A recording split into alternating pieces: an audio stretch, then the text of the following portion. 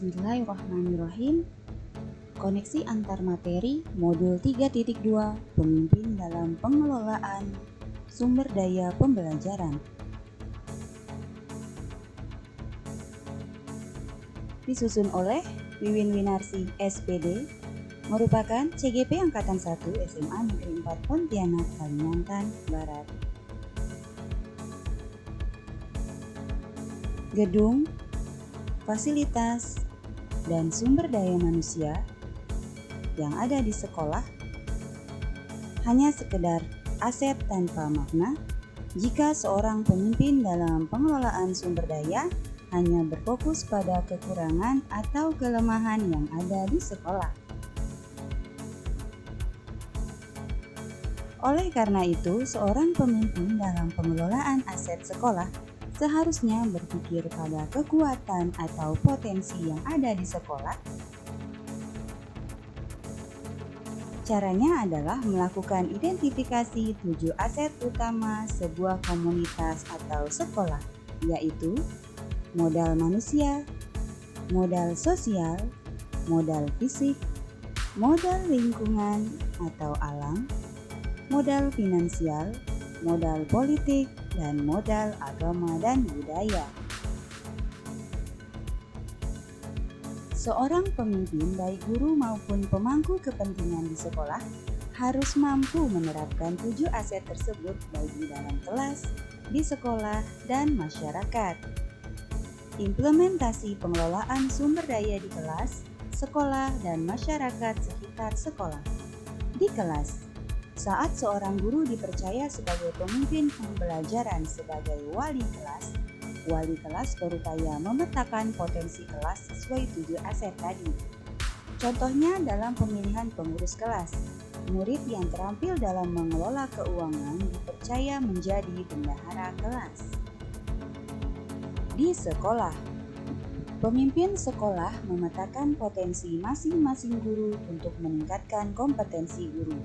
Contohnya, saat sekolah akan mengadakan in-house training atau IHT, maka kepala sekolah tinggal menunjuk guru yang memiliki potensi tertentu untuk berbagi praktik baik untuk rekan-rekannya, sehingga tidak perlu mengundang narasumber dari luar sekolah. Di masyarakat, memetakan potensi yang dapat diberikan oleh masyarakat berdasarkan 7 aset tadi. Lalu hasil pemetaan digunakan untuk pengelolaan dan pengembangan sekolah. Apakah pengelolaan sumber daya yang tepat akan berpengaruh pada pembelajaran yang berkualitas? Ya, tentu saja.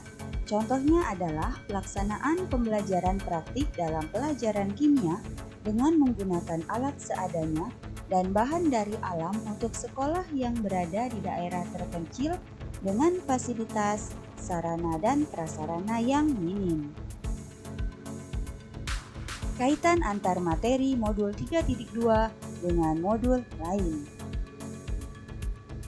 Pemimpin dalam pengelolaan aset dan filosofi Ki Hajar Dewantara. Pembelajaran menurut filosofi Ki Hajar Dewantara menggunakan sistem AMONG, yaitu pemeliharaan dengan penuh perhatian agar anak mendapat tumbuh kembang lahir batin sesuai dengan kodratnya. Ki Hajar Dewantara menekankan pembelajaran yang berpusat pada murid dan menganggap murid adalah istimewa. Mereka memiliki potensi dan kelebihan masing-masing sesuai dengan kodratnya. Pemimpin dalam pengelolaan aset dan nilai serta peran guru penggerak. 1. Mengembangkan diri dan orang lain berdasarkan potensi yang ada. 2. Memimpin pembelajaran dengan memanfaatkan potensi.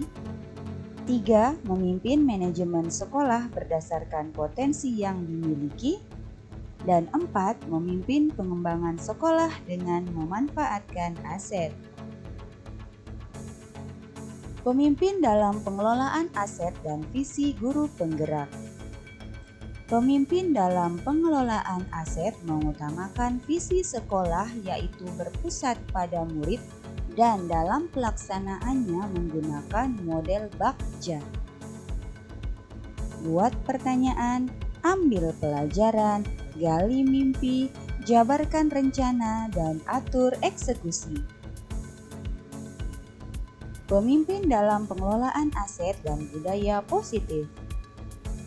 Budaya positif merupakan hal yang sangat menunjang dalam pengelolaan aset sekolah berdasarkan kekuatan.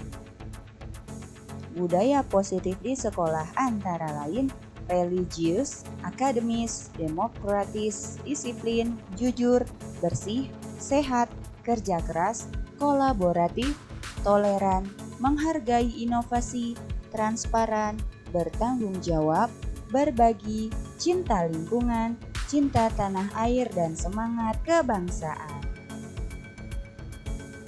Pemimpin dalam pengelolaan aset dan pembelajaran berdiferensiasi dan kompetensi sosial emosional. Dalam pembelajaran berdiferensiasi, seorang guru harus memperhatikan dan melakukan pemetaan kebutuhan belajar murid.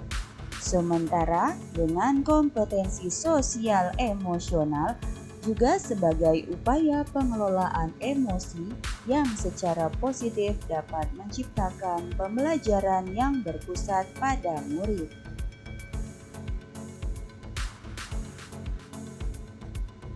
Pemimpin dalam pengelolaan aset dan coaching. Praktik coaching adalah upaya untuk memaksimalkan dan menemukan potensi, terutama aset dalam modal manusia. Pemimpin dalam pengelolaan aset dan pengambilan keputusan sebagai pemimpin pembelajaran. Dalam pengelolaan aset berbasis kekuatan, pemimpin dalam pembelajaran juga memutuskan berdasarkan paradigma dilema, prinsip resolusi, dan 9 langkah pengambilan keputusan.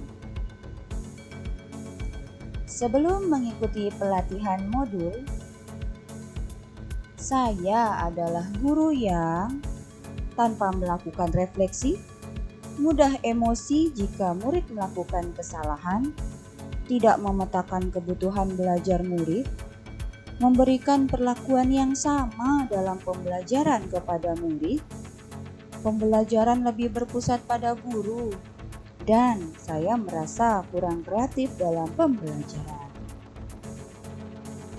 Setelah mengikuti pelatihan modul, saya adalah seorang guru yang pasti saya merasa lebih bersemangat, yaitu selalu melakukan refleksi dalam pembelajaran, tidak mudah emosi jika murid melakukan kesalahan, memetakan kebutuhan belajar murid dalam upaya untuk menerapkan diferensiasi, pembelajaran lebih berpusat pada murid, dan lebih kreatif dalam pembelajaran.